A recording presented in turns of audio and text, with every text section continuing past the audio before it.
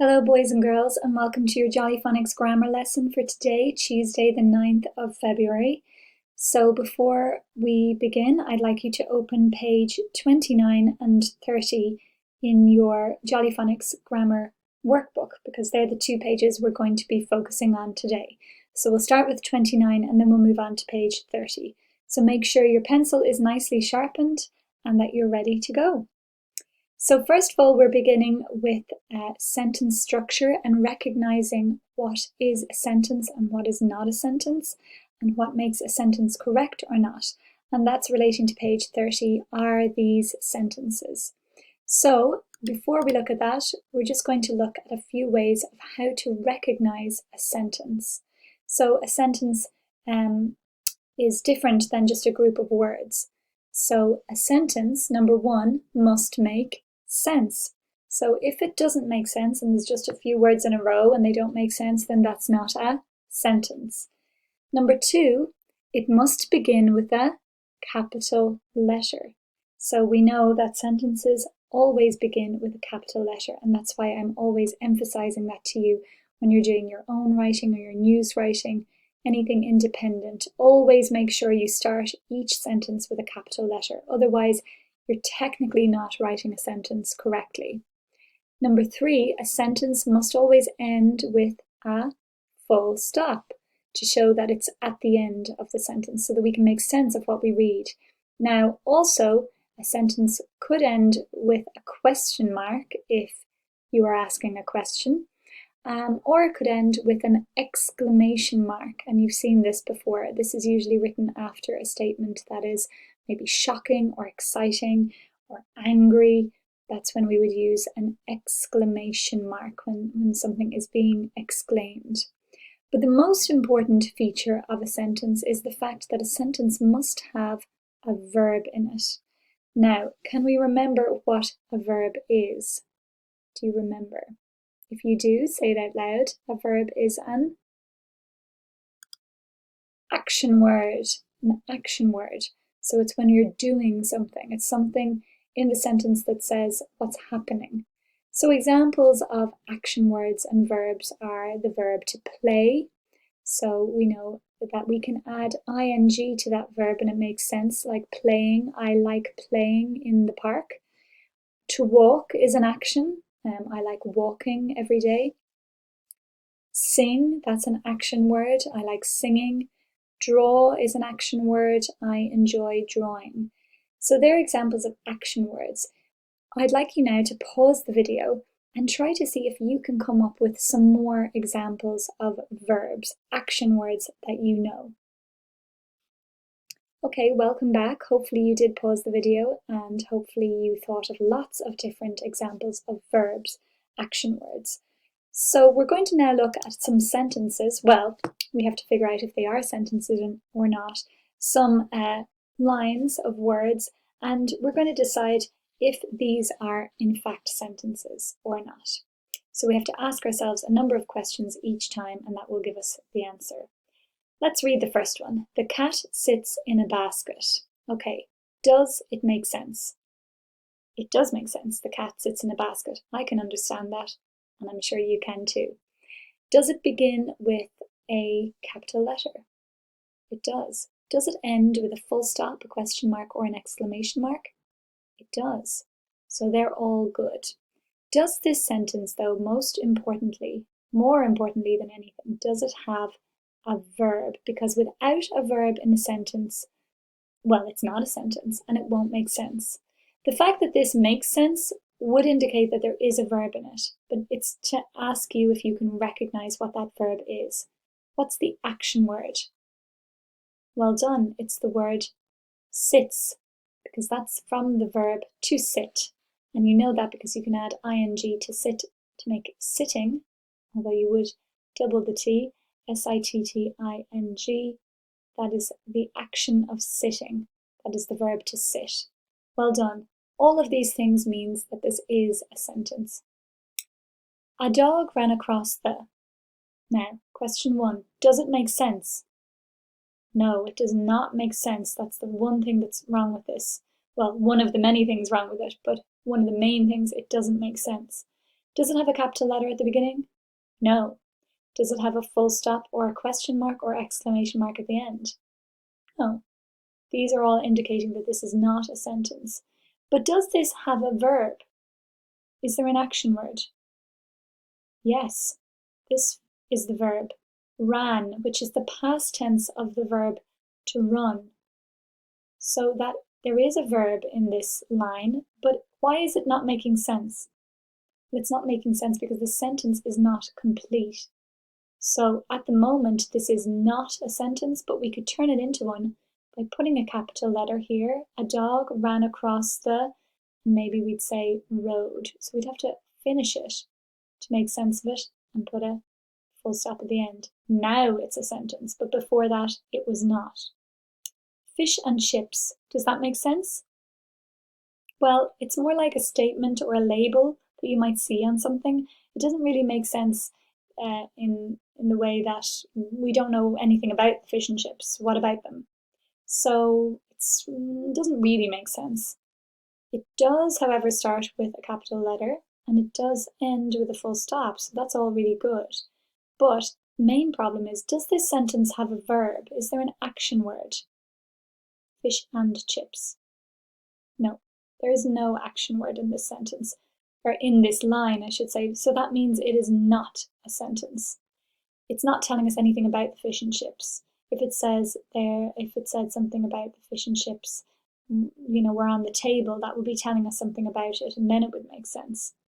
But it's not. There is a bird in the garden. Now, does it make sense? Yes, it does. Let's see, is there a capital letter at the beginning? There is. Is there a full stop at the end? There is. All of these are good things. Now, the main question, is there a verb in the sentence? Well, the fact that it makes sense is indicating to us that there is a verb, because the sentence just wouldn't make sense without it. Well, although in this sentence it didn't make sense even though it had a verb, so that was incomplete. But this is a complete sentence because it has the full stop and the capital letter. What is the verb though? It's a very tricky one to recognize. What is the action word? What do you think? Yes, it's the word is. Isn't that a strange one? You'd say, but is, how is a verb? It's not an action, it's not doing anything. And you can't put ing onto is, you can't say ising. No, you can't, but it actually comes from the verb to be. Very tricky word, a very tricky verb to understand and to recognize. To be means to exist. So the bird is existing in the garden, or he is there. That's what he's doing. He's just there. And is telling us that he is there. So that's the action, him just being there. And there you see I've made the word be into being. So if someone is being something, that is an action in itself. Very tricky to recognize. It can be written as is. If you were writing about more than one bird, you'd be seeing the word are. That would be the verb. If you saw it in the past tense, like there was a bird in my garden or in the garden, was would be the verb. Or if it if there were multiple birds in the garden, it would be there were. So that would be the plural of the past tense of the verb. Very tricky, but just one to be mindful of. Is the verb. And this last one, I adal. Now, does it make sense? No. Is there a capital letter? Yes. Is there a full stop? Yes. Is there a verb? I adal. Is there any kind of action there? No. No action. Therefore, this is not a sentence. You would have to put a verb in here to make sense of it. So you could say like, I own a doll, or I have a doll. And then the sentence would make sense because it has a verb. So now we're going to look at page 29 in your books. And it says, read each line. If there is a verb, underline it in red and mark the sentence right with a tick. And if there is no verb, mark the sentence wrong with a cross or an X. I'm going to read the first one with you, but you're going to do the rest of them yourselves. The ducks swim on the pond. First question, does it make sense? Yes, it does. The ducks swim on the pond. That's easy to understand. Does it have a capital letter at the beginning? Yes. Does it have a full stop at the end? Yes. Does it have a verb? This is the most important question. If it does, we underline it in red. Is there an action word? Correct, there is the word swim. Swim is the action. You know it's the action because you can make the word swim into swimming. So that means that is the action word. There is a verb. This is a sentence. Now read the rest of them yourself and decide if you think it's a sentence or not. And don't forget to underline the verb in the sentence if there is one in red. When you've done that, I'd like you to go to the lower part of the page where there's a lovely picture. And I'd like you to write some sentences of your own about this picture. And remember, all your sentences need to have a verb in them, and they need to start with a capital letter at the beginning and end in a full stop. So you'll probably only get about 3 or 4 sentences fit into this small space. So look at the picture and you might say something like, the boy is playing with the boat, and playing would be the verb there. The squirrel is eating a slice of bread. Eating would be the verb. A girl is flying her kite. Flying would be the verb. Or you could say something like, the child is on the swing. And the verb there would be the verb is. So just being. The child, you don't say is being on the swing, but that's essentially what it means. They're there. Okay, so I look forward to seeing your sentences. Neat is cursive writing, and don't forget capital letters and full stops. Now we're going to quickly look at page 30, which is our sound for this week.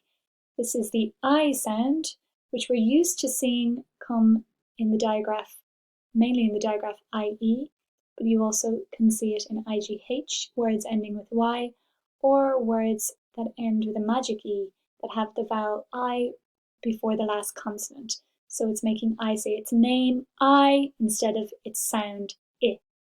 So other words with IE at the end would be like the words tie, like my dad likes to wear a tie, or I lie in my bed every night. IGH words, you might see the word night. I go to bed at night. You don't hear the G or the H, they're silent. The word fight, F-I-G-H-T, fight. Words ending with Y might be like the word try. I try my best in school. Or I dry my clothes on the clothesline, D-or-Y. And words ending with magic E that have the vowel I in them could be like I play hide and seek. So magic E is making I say its name, I, instead of it. It's not hide, it's hide, h-ide, and silent magic E. Or the word time, t-I-m, magic E. Not t-ima. Magic E makes it say its name. Okay, then on the left-hand side, the first 2 words have nothing to do with the sound, and the last 2 words have nothing to do with the sound. Snug and flex are easily sounded out. Snug, s-n-u-g, flex, f-l-x. You can sound them out without even learning them. To be snug is to be warm and cozy, and flex would be like the flex of a plug, which is the bendy wire part. Or to flex, the verb to flex is to like bend, like I flex my muscles, I bend my muscles. And the numbers this week are 13 and 14, and they both have the word teen in them. So 4 and teen is like a compound word. 13 has the beginning of the spelling of the word third, and then the word teen. Okay, then I want you to fill in on the left-hand side the sounds of these words for the week. Flying, F-L-Y-I-N-G, that's an I sound. Sight is I-G-H, which is, again, silent. Side is a magic E word. Die, and that's the word to die, to be dead. Not the word to dye your hair, that's spelled D-Y-E. So that's to die, meaning not to live anymore. Bright, B-R-I-G-H-T, is like sight. And sunshine is the magic E word there. Okay, and then you're going to look at these words. I'll do 2 of them with you. You have to decide which one is spelled right. Spike, 1, 2, or 3. Good, 1. Lie, I lie in my bed. We have it up here. 1, 2, or 3, so it's 3. Try to do the others. Sky, ride, buy, and light on your own. And then I'd like you to fill out the bottom of the page, which is filling in the words for each sentence, 13 and 14, and then underlining the verbs in these sentences.